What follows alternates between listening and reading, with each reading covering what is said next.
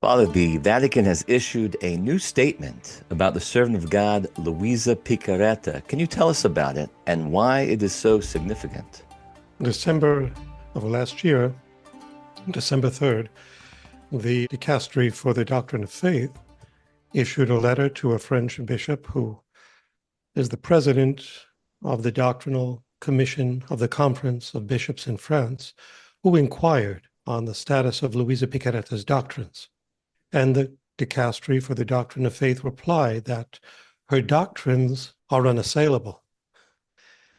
And I'll quote to you from this letter. As you know, in the month of June 2024, the Dicastery granted its Nulla Osta to the continuation of the cause of beatification and canonization of the servant of God, Luisa Piccarreta, as it has not acknowledged in her writings any doctrinal errors of a nature that would prevent their promulgation. So the doctrine of faith has not acknowledged in Luisa's writings any doctrinal errors. This is the same theme I have been reiterating for the past 30 years. This is the gist of the letter. And of course, it clarified a little bit more, acknowledging that even though Luisa's doctrines are immune from such doctrinal errors, the teachings associated with them on the part of certain associations, prayer groups, movements that are not united with the magisterium. So this has been something that you've been bringing to people's attention for quite some time, that Luisa's writings suffer from very bad translations and also decades of misinterpretations and faulty teachings that have come about because of these bad translations, just because of unqualified people doing their best to try to put forward and explain Luisa's teachings. Yeah. Yes, that's a fact. And it's unfortunate that there are many people out there playing the role of the theologian that are unqualified by the church to do so and unaccredited. And these people cause a lot of problems. There are some members even in the hierarchy that are doing this. For the last 30 plus years, I've been correcting them, but finally, last year, the Dicastery for the Doctrine of Faith made it official. Another thing it states is that after the death of Luisa, there was a proliferation of her writings. These were translated into various languages in an imperfect manner, causing a lot of harm. Why?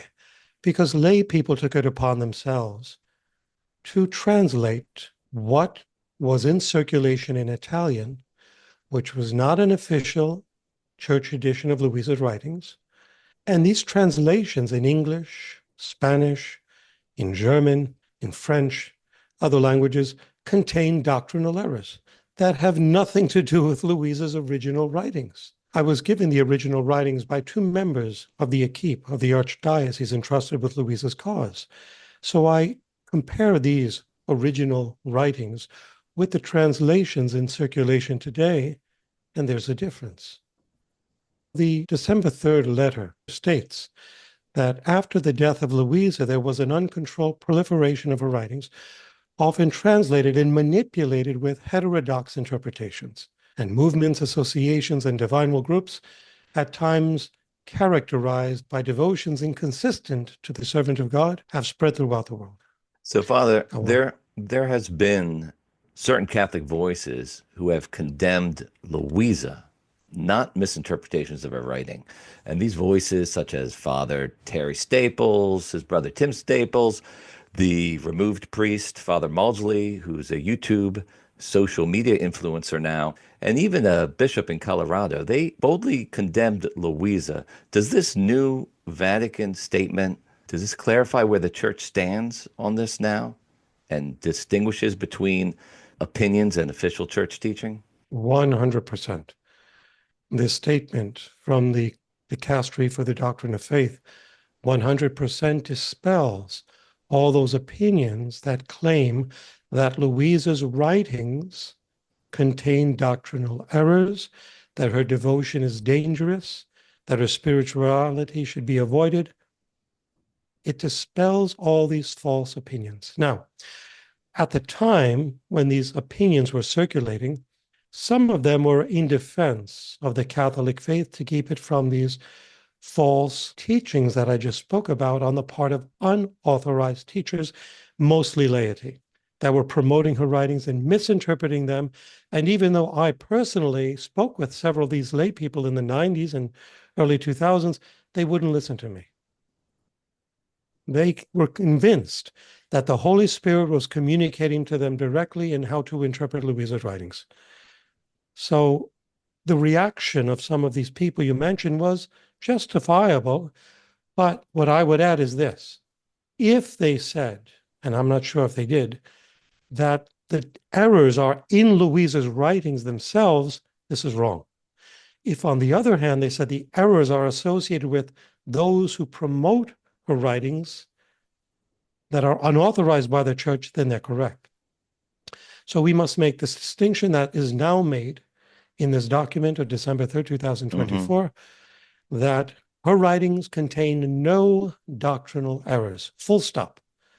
And that is why my doctoral dissertation was unanimously approved at the University in Rome in both the fields of dogmatic and spiritual theology, in which I had to defend, use that word in Italian, difesa, I had to manifest how the orthodoxy of her writings is buttressed by both the first 1,000 years of Greek patristic theology and the second 1,000 years of Latin Western theology and contemporary ressourcement theology that began in the late 1800s. Yeah, her doctrines are unassailable. So many of these Catholic voices who might have condemned Luisa might have suffered from misinformation because of all of the misinformation being spoken about her by Luisa promoters over the past few decades, especially in the United States. I think you said it perfectly. They were misinformed. Now, the question is, how were they misinformed if they were entrusted with educating the laity and the faithful? My first simple answer is this. I would venture to say that none of these people are fluent in Italian. If they don't know the original language in which Luisa wrote, how can they critique her work? It's impossible. It's like me not knowing Hebrew or Greek, critiquing the Bible or interpreting the Bible. It's impossible because the language has to be understood within the milieu, the religious ethos, the language, the culture, the setting of the time of the sacred author. This is brought out in Pope Pius XII's document, as well as Pope Leo XIII's document, as well as the Second Vatican Council's document on interpreting sacred texts, Divina Flanta Spiritu, De Verbum, and the list goes on. It's important that whoever sets him or herself up as a redactor or as a reviewer or as a critic of a writing proposed to come from God, they must first and foremost see to it that they know the original language of the writer. Whenever I address people that oppose Luisa for the sake of maintaining the truth, the purity of doctrine, I must say that I will assume that their intentions are good. But there's a fine line here. There's a fine line here. We must always consult with the original manuscript. And I just hope that this begins to be observed, because for many decades this has not been observed, not just with respect to Luisa's writings, but with respect to Faustina Kowalska's writings and Antonio Rosmini's writings that several people condemned as well, stating they were defending the faith. They didn't know the original languages. They were reading the interpretations of laity. I'm not condemning the laity. They may be in good faith, but again, if they do not submit their intellect and will to the teaching of the magisterium, don't follow them.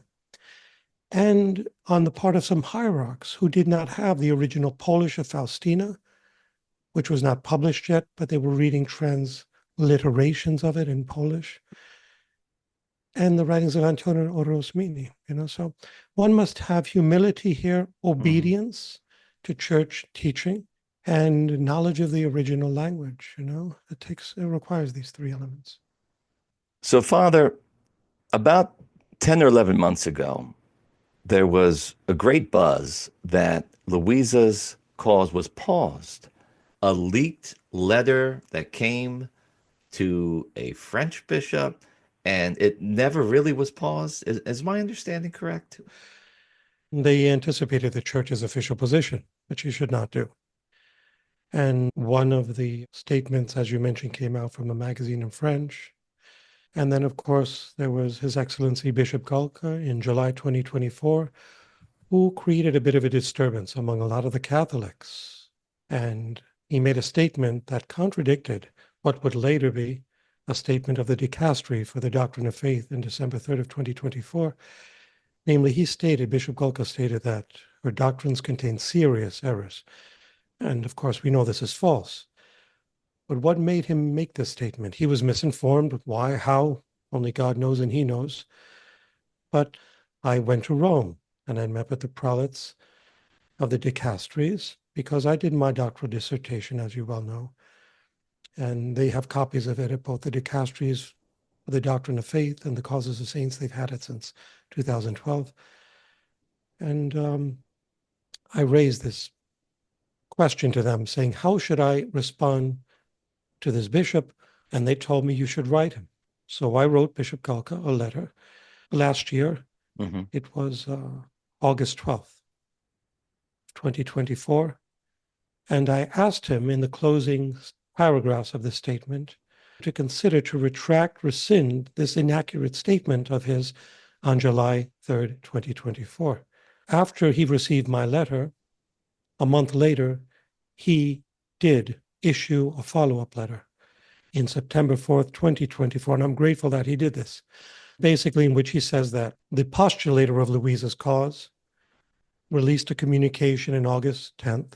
This communication stated that Luisa's cause was never stopped, has never been closed, and therefore Bishop Galka stated that he is allowing the faithful in his diocese to read privately the current editions that are in circulation, but that are not official. So that's a good admission of his acknowledging, for the good of the faithful, that Luisa's doctrines are sound.